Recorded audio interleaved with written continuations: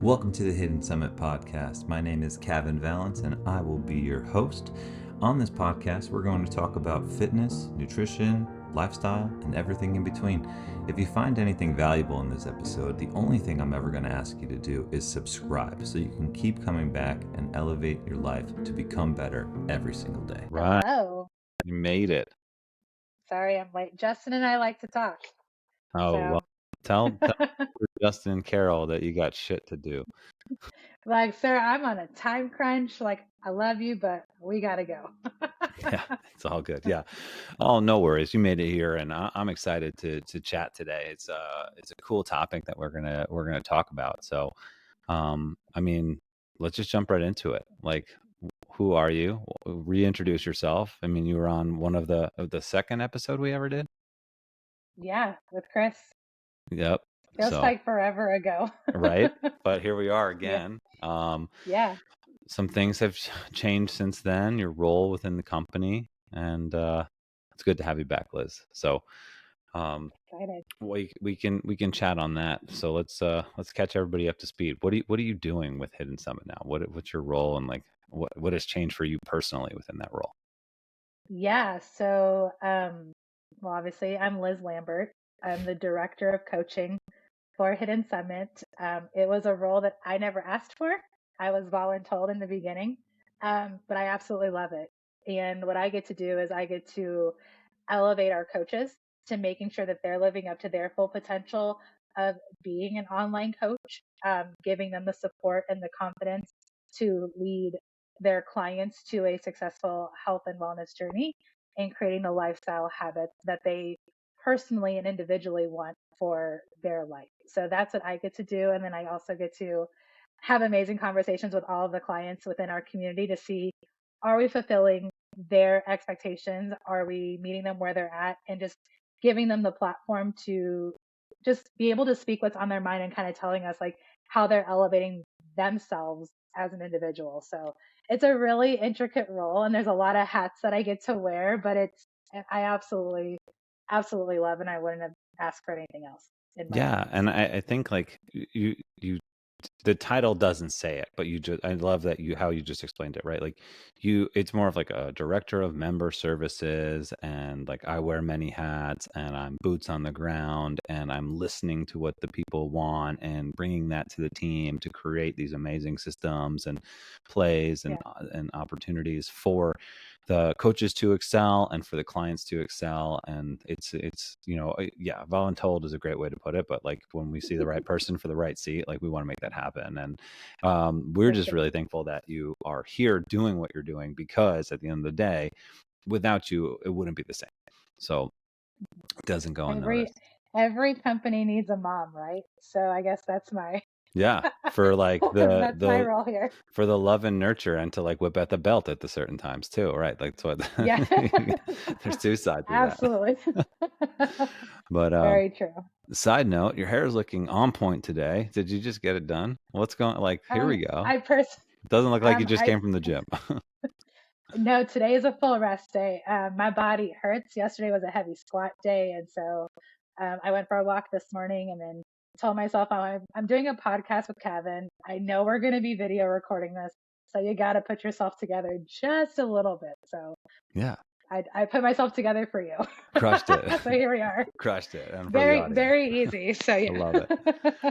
Well, hey, Yeah, it doesn't go unnoticed. I mean, I know it too. When appreciate we it. go work out every day and we're like, oh fuck it, my hair just looks like what it looks like, and we're just like, oh, let's look nice today. Let's do that. You know, and it's so different too because before working in this role and working remote, like I would have to put myself together because I was going to different businesses and corporations or, grocery stores with working for Coca-Cola. Like I had to be presentable. And so like I would always full face of makeup, always had my hair done. Like I had a uniform that I had to wear. Whereas now it's like, well, I'm cool with the natural beauty. Like I don't do my hair as often. I don't wear makeup as often. It's very rare when it happens, but I actually like it more now because it's my true authentic self. And I don't need to like try to impress anybody to like sell anything or get a platform in the stores or anything like that. It's just like, hey, you get the full me and here we are. Yeah, So it's nice. look, there I am totally like low key, like relaxed, comfy clothes all the time. You know me. I was chatting with a friend the other day, and she's an online coach as well. And she's like, she like getting dressed up and like going to like a WeWork or a co-working space and like getting into her like little office that she rents and like getting it done. And I think there's something about like waking up and actually like getting ready, right? Like we don't like I don't do Yeah. makeup, obviously, but like like doing my hair and like washing my face and like putting on like not gym shorts but other shorts and just actually putting on a nice t-shirt instead of a just like a workout t-shirt, and then like, oh, okay, I feel a little bit better about myself today, I feel a little bit more confident going into the day. So like natural beauty for sure a thing. I totally think though, like if you take 5 minutes to prepare yourself to go, okay, I'm ready to take on the day, you can Oh really yeah. get a lot more done mentally. Well, and to follow up on that, like I do have a morning routine and I've had it for a while. And then also being a mom of two kids, like I don't get that like one-on-one time for myself very often. And so I usually wake up an hour before my kids get up. And that's my time to like do my skincare routine, get Laura Jane's bottles ready to go for school, make sure Bodhi's backpack's ready to go, read my book, have a cup of coffee or eat my breakfast in peace. So like I have that routine so I can set myself up for the day and then I get everything else done. And then as soon as kid drop off is done, I'm in work mode because I've already gotten those things taken care of. And that's something that I've done over the last couple of years, but it's still like every day is something different, not knowing how my daughter is sleeping at night. That routine is something that's really special for me. So I can be on when I need to be on for everybody else. But giving myself that little bit of time first thing in the morning sets the tone for the day. And if I miss it, the whole day is like, it feels off. That's because I didn't allow myself to take that time to breathe, regulate, look at my schedule for what do I need to get done today and like have a little bit of a pocket of peace first thing in the morning. Sure. So it's something that's really been really important the last couple of years. Yeah, so I mean, I definitely want to lean into that more, but I gotta know, when you get up, does Bodhi ever get up like early? Like he hears mom like running around the house and he's like, "Oh, I get to get up now." Or is he just like at that point where he's like, "Nope, I'm sleeping and I'm fighting and every minute I get in bed, I don't want to Yeah. go to school today" type mode. Where is he at? Oh, he, the weekends, he will wake up with me during the weekday. Mom, my eyes are still closed. I need like 5 more minutes. And I'm like, okay, teenager, that's fine. But you need to get up. Like, so he's really big on a timer. So I'll set my phone and put on a timer and I'll be like, when this timer goes off, you need to get up. I've already got your clothes laid out on your bed. Breakfast will be cooked. You need to get up. Okay, mom. But he's 5 years old, but he acts like he's 15. Yeah, And just wait until and he my, is 15. my husband's the same way though too. So I'm like, great. I've already got two of them. You set a And timer for him too? it's more like just pull the covers up. Like you need to get your ass out of bed, sir. We got responsibilities to do right now. I So, love it. That's but he's awesome. great. It's all good. So, Great. So like let's lean into that a little bit more, right? So like he's 5 and Laura mhm. Jane is how many months? 8 months. 8 months. So Yeah. different setup than it was 8 months ago for sure, a Yeah. year ago for sure. Mm, yeah. Navigating this parental change while investing in yourself, like having that me time, right? Like I think that's huge for a lot of parents to hear. Like if you didn't hear what Liz said, like she starts her day with what she needs to do for her, and then gets the kids where they need to go, and then gets into work mode. And we'll get into the later half of the day, I'm sure. But like navigating that parental time and that you time, like how did you make that happen? Was it like, hey, did you lean into them a little bit too much at one point and lose yourself, or did you give a little bit too much yourself and like there was some chaos on their side? Like I want to know about that. Yeah. So honestly, it started really when Bodhi was about 2 years old. Because from the time that he was born until about a year and a half old, I was in a really big custodial fight, and so that whole year and a half was just kind of a blur. It's like you have to be where you need to be, get things done that you need to get done, and like I had put myself on the back burner at that point. So when Bodhi turned around 2 years old, it was finally like, okay, like I need to prioritize myself, my health, my mental health, my emotional health, because was in a relationship like with my now husband and trying to be the best mom, but I was like, when I look at myself in the mirror, I was just like, you could just see sadness in my eyes or just tiredness. And it's like, that's not who you want to be. That's not what you want to do. So when I left my job at the grocery store and started working with Coca-Cola at the time, like I had to be at stores by a certain hour. I also had to get Bodhi to daycare by a certain time so then I could drive from daycare to my first store. I would realize like, hey, like if I wake up about 45 minutes before I need to get Bodhi up and ready and taken to daycare, I can just have a little bit of quiet time to where it is like I can either do my I am statements because I was practicing that at the time. Like I am capable of this or I want to do this and this is the direction I want my life to go. Even though I wasn't in that season of like I'm going in this direction, like I was starting to practice it, or that's when I was reading my 10 pages a day because that was a really big task or really big thing that this helped carry me into where I'm at today. So I just started doing it little by little, and it would be like, okay, 2 days a week I would end up doing it. And then it ended up being like 3 days a week, and then it was 4 days a week, then it was 5 days a week, and I would do it during the weekdays. And then on the weekends, it was when I was like, okay, I can sleep in a little bit more, but I'm still gonna wake up before my kids do because everybody else is asleep and the house is quiet, and like I can just think. So it took a couple weeks to finally get into that routine because it's like, oh my gosh, like I don't want to wake up this early to do these things, but I noticed a difference where it's like, okay, I have a little bit more energy. I am a little bit happier. I have my meals for the day already planned. I have when I'm going to the gym already written in my schedule. I know when I have to pick up my kid. And then when I get home from work, I can be on full on mom mode. But I've already taken that little bit of time first thing in the morning to just set the tone. But it, like I said, it didn't happen in a day. It took at least a month to kind of figure that out. But something that I've realized now in this season with having two kids is that it's not always guaranteed because there is a saying like we all have the same 24 hours in the day. We actually don't as parents because if you're dealing with like a kid who's teething, you're probably waking up every 2-3 hours throughout the night and your sleep is just crap. And you're like, I wake up in the morning, you're like, I just want to sleep for a little bit more because I don't feel recovered. I don't feel rested. I am just so burnt out. So it's like, okay, well, where else in the day can I have that pocket of time? If it's not first thing in the morning, can I do it right after I drop off the kids at school and I don't have to clock on for work right away?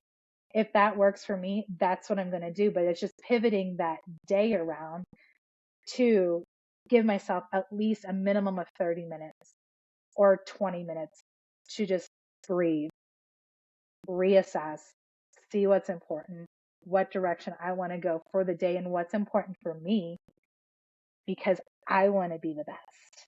Because I want to be the best for myself first, which might sound selfish, but I want to be the best self first, and then I want to be the best for my kids, and then be the best for my husband. Yeah. Like that's the hierarchy of needs. Yeah, and I love how you leaned in. There's so many things. I'll start from where you ended and the whole selfish thing. And I love how you shifted and reset it. Like you want to be, it might sound selfish, but you want to be your best self. And tell me, why is that? Why do you want to be your best self for you first? The reason being is because being a mom now, I never understood it. Like before I ever became a mom, it was always like, well, I'm doing this for me. I'm doing this for me. Right. And then when your kids come along, I want to do everything for my kids. I need to make sure that my kids are getting the best self, best clothes, best toys, best school, best everything. They're being taken care of. And you always put yourself on the back burner because society today says that you have to make sure that your kids are getting everything and their needs are being met. But what about the mom? Moms and dads, I'm not going to discredit dads at all, but parents are overstimulated and overregulated because we are having to think of, is my kid sick? What's going on? Where do they need to be? What appointments do they have?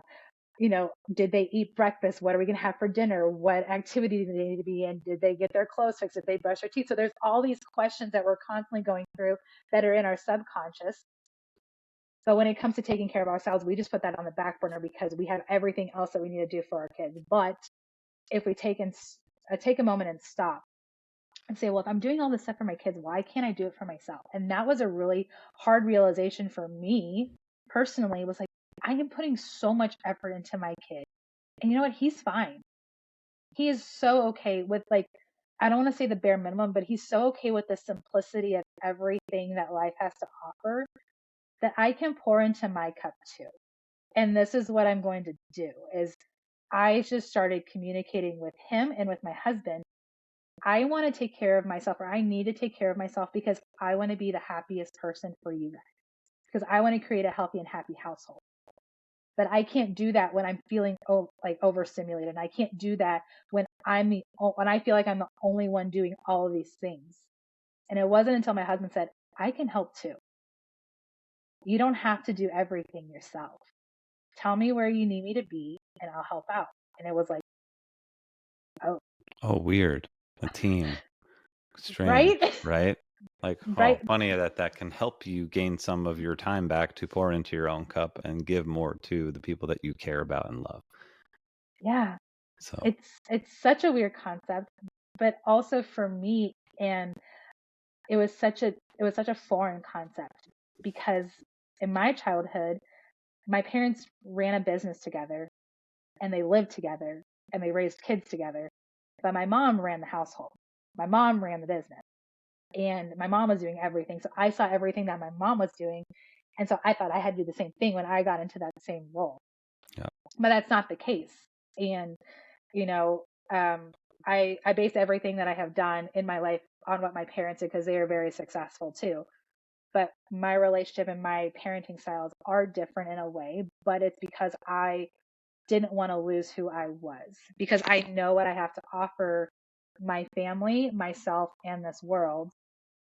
But I want to be true and authentic, and I don't want to be who people tell me I need to be. And it's really important for us parents to be honest with ourselves and say, like, hey, like, who are you?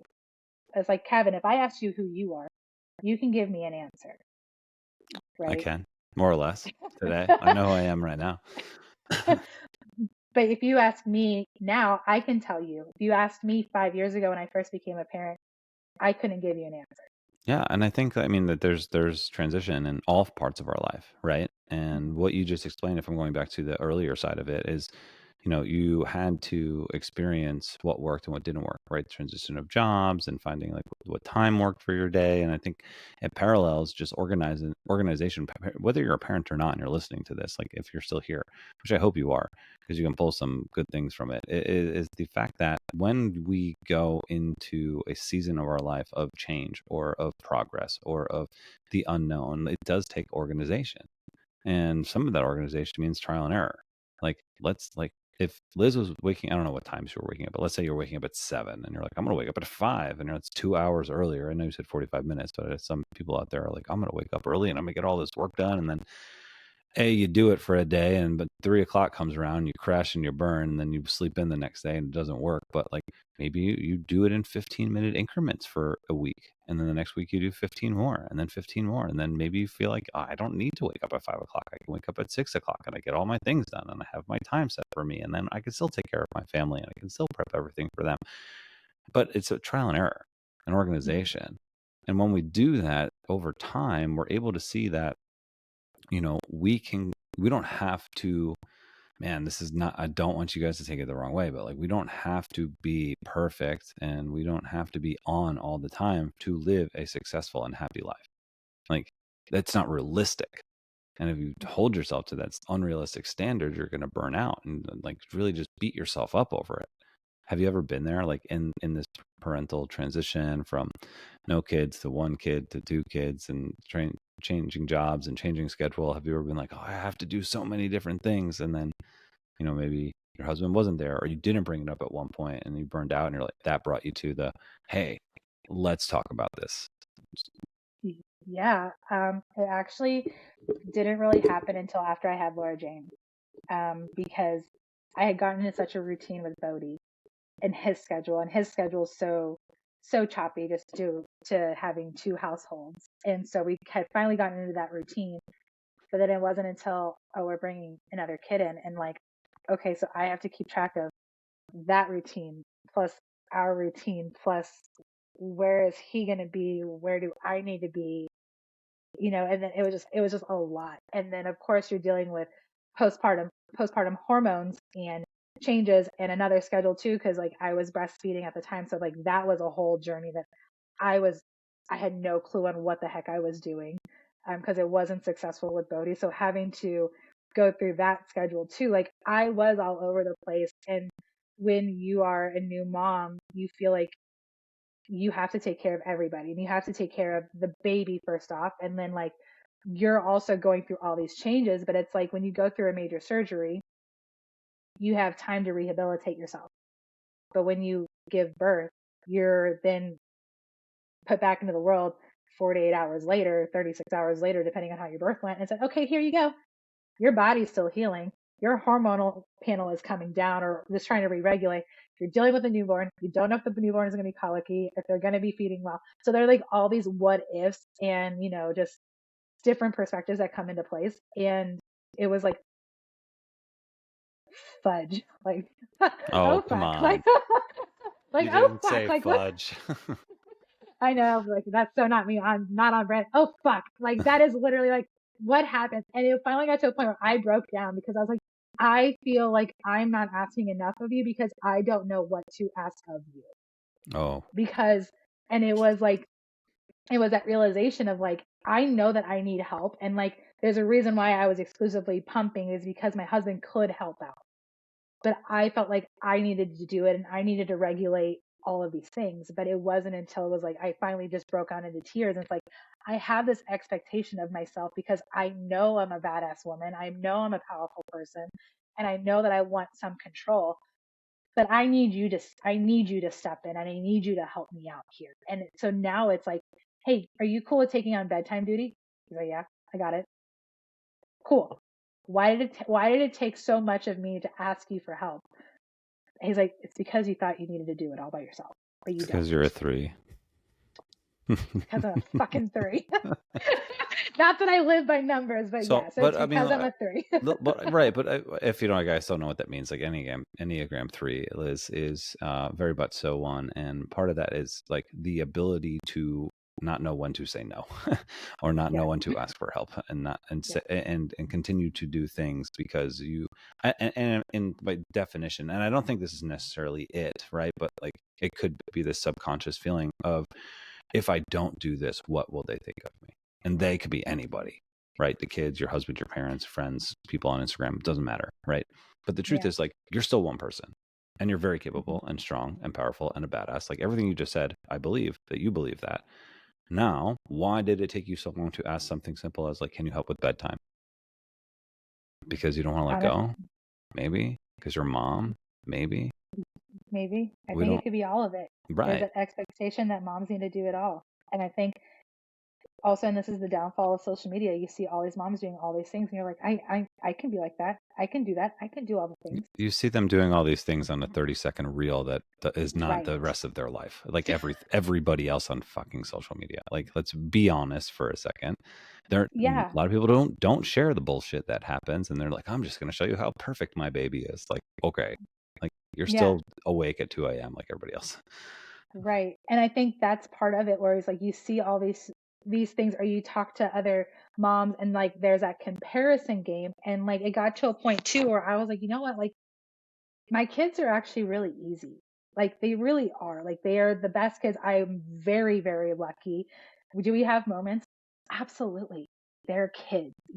I've got a kid where we're basically playing charades all day long because I don't know what she needs or she wants. And then I've got my 5-year-old teenager over here who's like in his own little world telling me how to parent and what to do. But it's just regulating our system. But I think also too with parents, our kids feed off of our emotions and our energy that we're putting off. So if we're constantly in a state of stress, our kids feed off of that.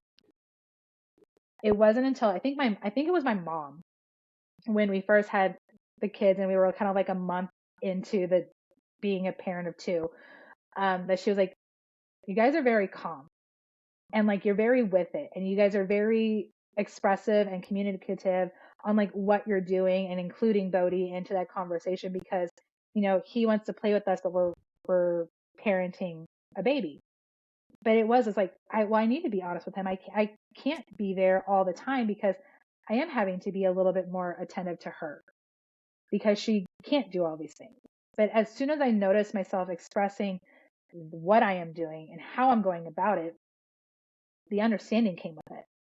And then it also was like telling my husband, hey, here's my plan of action for today. This is where I need you. This is what I need help with. This is the direction we're going. Because I don't ever want to lose myself. And I think that that's something that not a lot of parents feel comfortable saying yet. And maybe that's just the type of environment or the way that they communicate with their partners. But the moment that I was expressing that honesty and where I wanted to go is when the whole trajectory of my personal development changed. Because it's like what we do in our calendars, we time block. Whatever is important for us, we time block. And that's exactly what I still do to this day, depending on where the schedule is in the day. You time block what's important for you and you make it happen. It's just like going to a hair appointment or going to, a tattoo appointment or going on a trip. Like, you don't disregard those at all. You don't cancel them because you want to do that. Same exact thing for your personal journey. If you want to take care of yourself, schedule it in your day, and you can take it day by day. That's okay. But you have to honor it because you want to do it for yourself and make it simple. The moment we start overcomplicating it and adding more and more and more, you're going to get overwhelmed. You're going to want to quit. And that's what I don't want people to do is and like kind of that's a theme that Hidden Summit is going towards, is keeping it simple, right? If we keep that simple and we have that support, we teach you how to verbally communicate with your needs and your wants, and it works with your family dynamic. You take that and you run with it, and you see, and you take it week by week or day by day and say, oh, does this work? Yeah.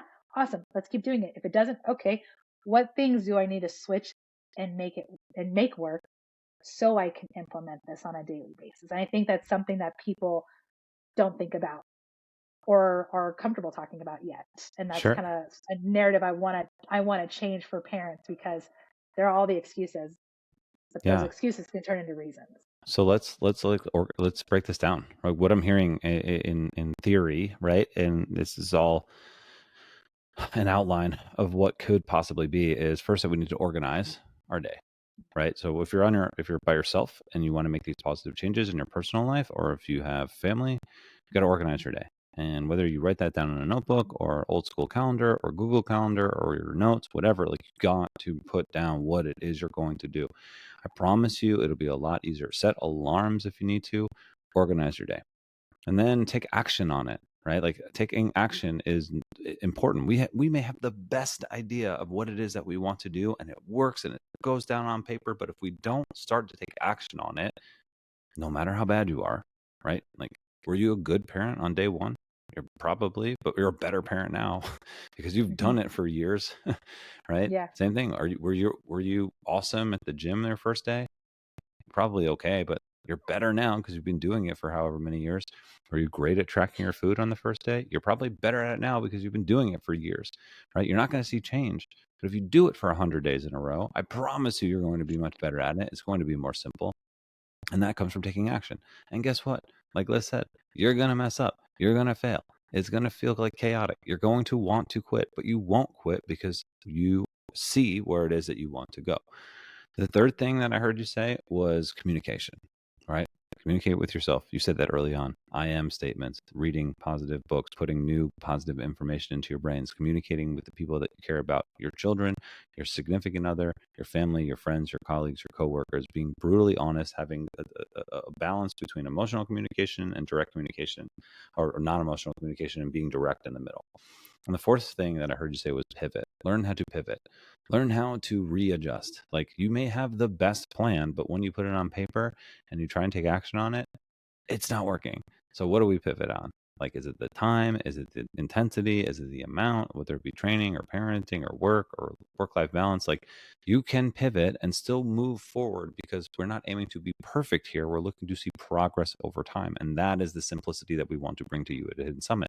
So I love how you just broke it down. And that's when you're talking, I hear those 4 steps. So organize, action, communication, and learn how to pivot. If you can do that with whatever it is that you desire, so being a better parent, being a better person at work, being more fit, being healthier, being more mindful, being more confident, being more financially secure, like again, it doesn't matter. You're probably going to be bad at it at first, but if you can do those things and have this vision of who it is that you want to be, right? Like I always say, the integrity to do what it is that you say you want to do on days when you don't want to do it and then persevere through hard times, you're going to be successful. So talk to me about how you've implemented this in your life since Laura Jane's been around, right? Like you're, because the whole the theme here I'm hearing is like being a parent, having this crazy thing happen to your life. Hormonally, you're all out of whack. You're mentally, you're all out of whack. You're physically, you're all out of whack. And you're like, okay, I have it's not like you want to stay that way forever. So what are you doing to organize, action, communicate, and pivot since Laura Jane's been around the last 8 months? Yeah. The last 8 months have just been crazy, to say the least. And I say the first 6 months really was being honest with myself in the season that I was in. And I know that the season wasn't permanent. And that was a conversation that I had with myself too, was like, it's just like the year. There are 4 different seasons, right? And the postpartum journey is something that not a lot of people talk about because it's so different for so many different people. It's just like kids. They don't give you a manual on how your kid is going to be. You're going to have to figure it out as soon as you walk out of that hospital, right? And that's exactly what it is. And so what I have done is I was always prioritizing nutrition, making sure I was fueling my body, because if I was under eating, I wasn't setting myself up for success. And I was also on that breastfeeding journey, so I had to implement good nutrition practices and staying hydrated. Can we lean into that more? Like what did you do differently, or what were your what was your foundation for nutrition? Like because that can mean a lot of different things to a lot of different people. So I would just love to know what you prioritized when it came to nutrition. So for me personally, I did not track macros for the first 3 months of my postpartum journey. But I was roughly at my maintenance calories plus 300 extra calories. Typically the range for postpartum journey, if you're breastfeeding, is your maintenance calories plus 500, because you're excreting more energy, you're supplying your milk supply. And you need more fuel to heal your body. And so that's something like you and your coach, or somebody that you trust to work with you on, but that's kind of where I was at. So I was actually prioritizing more protein and more carbohydrates during that time, because carbohydrates actually allowed me to have an oversupply for a long time, which was able to help 5 other moms with supplying them with milk too, as well as my daughter. And then also I was eating 4 or 5 meals a day plus a snack, and I was drinking 120 plus ounces of water with electrolytes throughout the day. So that's what I was doing. And I honestly, even with going through those hormonal changes, I felt so good, to the point where I came back to work 3 weeks later after having her. But I felt fine, and I felt great. Was my sleep great? No, it never is with a newborn, and that's okay. But what I did was, during the day, I made sure that I was focusing on whole, nutrient dense foods, really good complex carbs, having good healthy fat sources, and a higher protein intake. So it helped me supply or preserve the lean muscle that I had already built, because what I did in my 3rd trimester was I treated it like I was in a bulking phase. So like I was eating bulk calories and a calorie surplus, but I wasn't doing as many workouts because I was large and in charge at that time. I was moving until I was 38 weeks pregnant. And then I just got really uncomfortable. But I treated it like I was in a different phase. And that really set myself up for success when I gave birth, and then right into my postpartum journey. So that was what I did personally with my nutrition, was just higher protein, higher carbs, and made sure that I was getting adequate amount of hydration in as well. Awesome. Super simple, right? Protein helps increase like muscle mass, which is the organ of longevity, which is going to help you be functional for a longer period of time. Carbohydrates in a surplus are going to help heal the body, right? It is our body's primary source of energy, meaning that it wants to use carbohydrates as energy first. So when you are breastfeeding, especially, and your body is more active and burning more calories for doing more within, you're going to be able to heal right? The Mhm. carbohydrates will help you heal and lower the inflammation in your body too. Plus, you can change. It's not just bread and rice and pasta, right? We're thinking vegetables and fruits, so you're getting micronutrients in to get the nutrients in. That plus protein is going to help boost the immune system, which is going to help you stay healthy Mhm. for a longer period of time, especially with a newborn. That's really important. And water plus electrolytes is going to help you stay hydrated and feel good overall, making sure everything works the same way. So super Yeah. simple. But it may sound complex if you don't know why. You're like, "Oh, I have to eat more food now. I'm heavier than I had been. I'm trying to lose weight." Like, these things happen in seasons, and this is why we're talking with Liz, who's Mhm. gone through it, so you can understand that it will take time. All right. So Yeah. after nutrition, what else is on your list? Yeah. So then it was movement. So for the first 6 weeks postpartum, I just walked. I just did. I mean, I walked as best as I could here in Cleveland, Ohio. It's also like gray clouds, might be snowing or raining during that time. It was March, but I try to do a daily walk. If not, it was daily pelvic floor exercises, and I had actually worked with a pelvic floor specialist here in Cleveland, and that's what I did. So it was like maybe 15, 20 minutes at home. I'd have Laura Jane right next to me, and that's what I did for the first 6 weeks. And because right there, it's getting me in the mindset of prioritizing my body, healing my body, knowing that eventually I wanted to get back into weightlifting and CrossFit again, but I know that I needed to take a slower approach with it and being okay with slowing down. I'm not rushing to get back into, I'm not trying to be a CrossFit like games athlete, but I wanted to get back to where I felt comfortable lifting that heavy weight again that I was pre-pregnancy, but I knew that it was going to take time. So first 6 weeks was pelvic floor work and a lot of walking. Starting at 6 weeks, I started getting back into the gym slowly, and it was just one day a week and pelvic floor work, daily walks. And then as soon as I started feeling a little more comfortable and confident, I increased it to 2 days, and then it was 3 days. 3 days right now is kind of my max. If I can get 4 days, amazing. But does that always happen? No. And that's just because that's kind of how our life is right now. It's so unsure. Um, but I'm okay with that. And I am seeing results now. And like I'm 8 months postpartum now where I'm lifting heavier than I was pre-pregnancy. Am I at the goal weight that I want to? No. But you know what? I feel a lot healthier and more confident in my body now, and it's still healing even 8 months later. But with nutrition and taking that slower approach to rehabilitation, and proper execution, I'm more in tune with where my body is now after having two babies, knowing that it's still in a different shape than it was before, but it's still strong as fuck. and Yeah, it's awesome. And it's awesome. So that's something that I did next was just being more aware and cognitive and just taking that slower approach to healing sure. and I being love okay it. with it. Yeah, I love that. Right, like the patience in the process. Because you were training like 38 weeks. You said you're training. I was Yeah. training up until 38 weeks. Yeah, Yeah. and then you're training pretty heavily before that. So Yeah. having then going through the end of the pregnancy and then going to just walking, right, and healing was a mental shift, and we can probably touch on that in a second. But having the vision to know that this isn't the end, and this is just a chapter or a paragraph in a chapter that you're writing is going to lead you to do this slowly. And I remember when you told me you did that first workout back, and you're like, that was really hard, but I loved it. And it was like, okay, we're getting there, or one day at a time.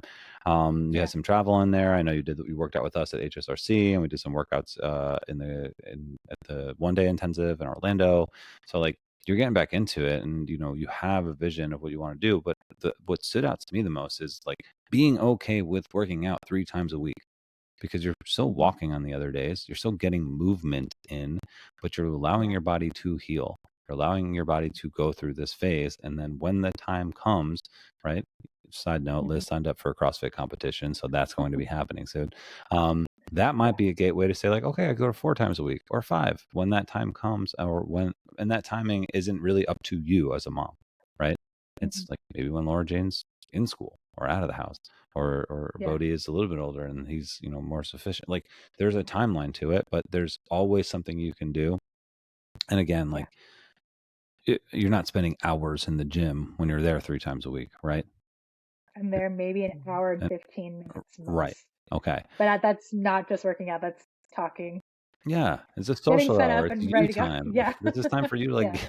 take a step away from being mom. Be like, I'm gonna hang out with my friends and I'm gonna like have fun with this. And then, if you had to get something done, you could do something at the house. If you have a dumbbell or your Go Ruck or something along those lines, because you are Mhm. making the most of the time that you have for you to move forward. So I just think that when Yeah. movement and nutrition together go hand in hand, right? If you're making these adjustments in your training, your nutrition, when they pivot to be more, I'll say normal, but like I'll say more along the lines of like shifting to that phase of, whether it be cutting or bulking or maintaining, whatever it is, then you can kind of ramp up the training to go alongside of it, because we don't want to train to the nines and not eat, and we don't want to overeat and not train. So like, how do we find that happy medium to move ourselves forward over time? Yeah. Uh, so do you have anything else on your list? Like, is there a third thing that you've been focusing on with, Laura Jane growing up in this world? I guess the third thing really is more appreciation for what my body has gone through. Because I feel like, and then maybe this is just me personally, there's that bounce back culture. After you have a baby, you have to bounce back. You got to bounce back as quick as you can. Some moms can do that, and other moms, like me, it takes years, and that's okay. And even too, like, I don't have the best relationship with the scale. I wish I could throw that thing out of the door or the window really quickly, but like, it's a tool of measurement that we use. But when I was having a conversation with my coach earlier, I'm like, that number there, I don't feel it. Like, I feel so much stronger. And you know what? My clothes are feeling better. And like, I don't want my daughter hearing me complain because things aren't fitting right, or I don't like the way that my body looks. My son the other day pulled up my shirt, unintentionally, and saw my stretch marks. He's like, "What are those from, Mom?" And I'm like, "Those are from having you and Laura Jane." He's like, "Oh, that's cool." I wasn't expecting that response at all. He didn't ask me any other questions other than just, "What is that?" And I'm like, "Those are my stretch marks. I'm going to have those for the rest of my life. But if I didn't have those, I wouldn't have you two, And my stretch marks are genetic. Like, some people are blessed without them and some people are blessed with them. And it's just, I call them beauty marks now because they're all over. But you know what? It's not going to change the way that I view myself. Before, like after I had Bodhi, like I was ashamed of it because I had gained so much weight during that pregnancy. Laura Jane's was totally different. But the appreciation that I have for my body and the way that I want to talk about myself and my body is the way that I want my kids to talk about themselves and their relationship with their bodies, because I don't want them to hate the way that they look because they don't look like somebody else, or that they're built a little bit more athletically, or they're on the thicker side. Like, that's okay. Like, your beauty is beautiful, and that's what we're going to embrace. And like, having that raw, honest conversation, not only with myself, but with my best friends and my mom, that's completely changed my perspective and perception of this journey and what it's like to be a parent when taking control of your health and wellness journey, that it's not going to be like everybody else's. This is yours, and you are so, so unique. And we need to lean into that because your definition of beauty is so different. So, what is it?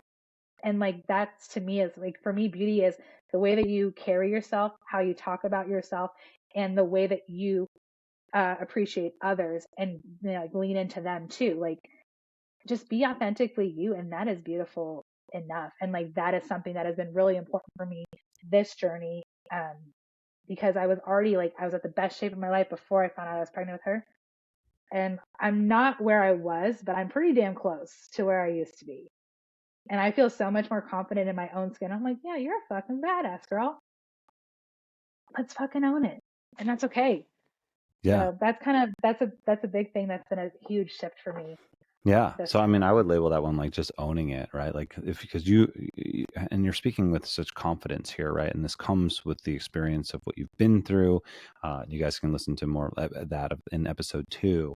But the idea is that, you've been through so much, and you know what it is that you want to get out of life, and you want to be your best self to bring that to them, which is Mhm. means that you need to continue to invest in yourself so they see that.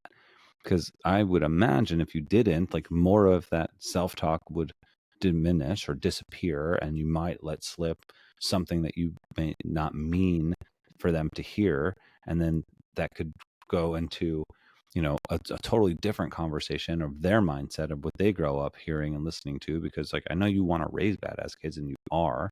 So the idea is that, like, well, when you continue to lean into yourself and you believe the truth of what it is that you are living, how you are living, you're focusing on what's important and keeping it simple with food and movement, right? To be a healthy person first and a healthy mom second, good things will Yeah. happen over time. And it's awesome for me to watch from afar, getting to know you so much over the last year. But the idea is that, like, doing this is, something anyone can do.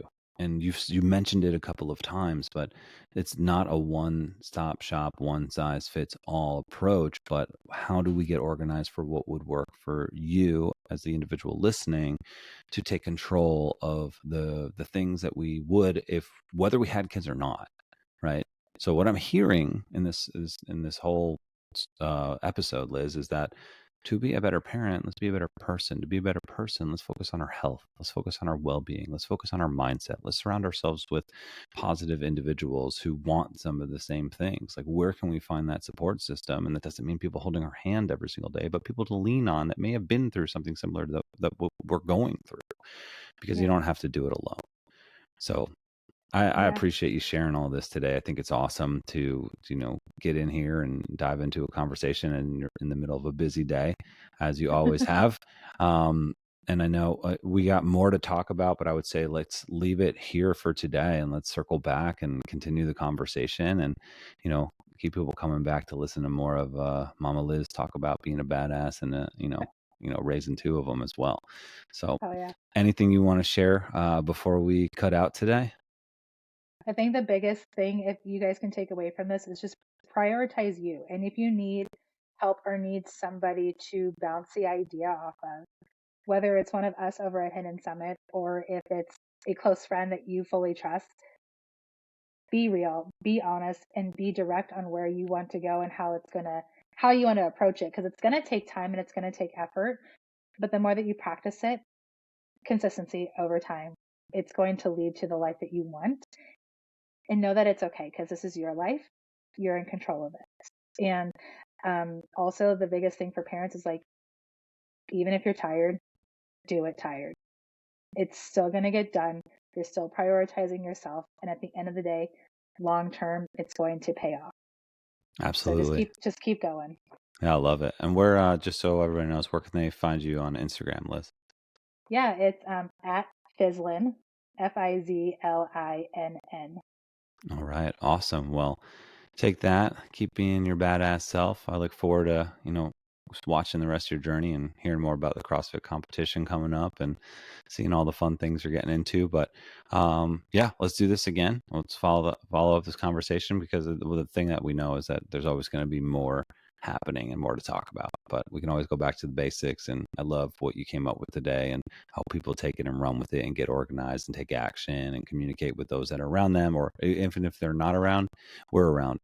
So we're here to listen, and we're going to hold you accountable to what it is you're saying you want to do, and teach you how to pivot, teach you how to shift mentally and physically all at the same time, because life's not black and white. It changes. There's a lot of gray, and there's a lot of seasons that happen. So appreciate you guys tuning in, and we'll talk with you real soon.